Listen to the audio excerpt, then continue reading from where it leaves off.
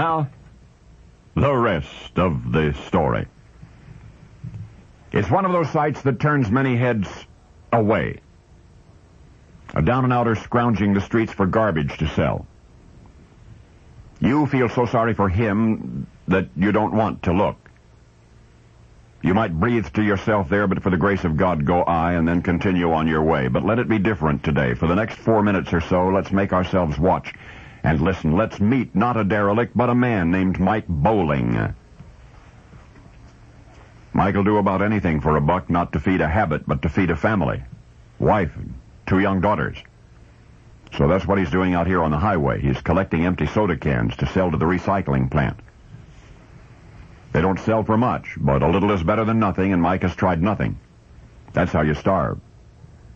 So to keep food in the family's stomachs and clothing on their backs and a roof over their heads, Mike will do, as I say, about anything. He already has. He has painted houses. He's washed windows. He has torn up concrete driveways and cleaned out muddy cellars. Now he's collecting cans. After that, who knows? All the while, Mike is building up this one thought in his mind.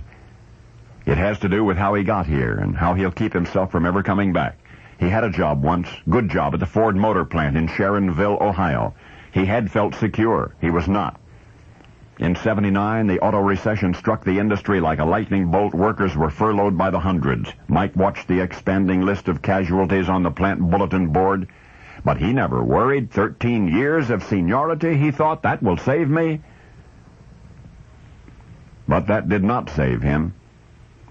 So now here is Mike. He's standing by the roadside looking over his shoulder at the naive youth he once was.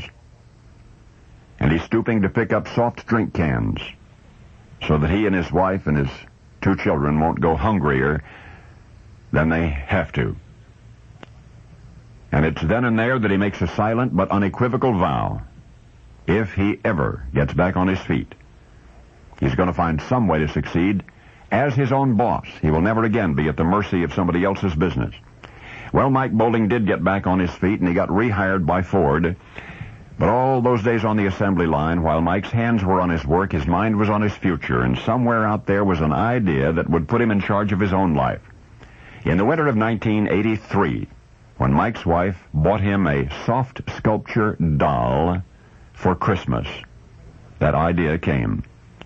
You may have heard of pound puppies, the cuddly, sad-faced stuffed animals just begging to be adopted. Pound puppies, they're only toys. They're only toys, and yet as of right now, as of this moment, they have generated, and it isn't even Christmas season yet, already they have generated $500 million, with a B, $500 million in business worldwide, and $20 million in royalties for their creator. I hope you were cheering for the can collector Mike Bowling to make it, because he made it. The pound puppies idea and the $20 million in royalties are his. And now you know the rest of the story.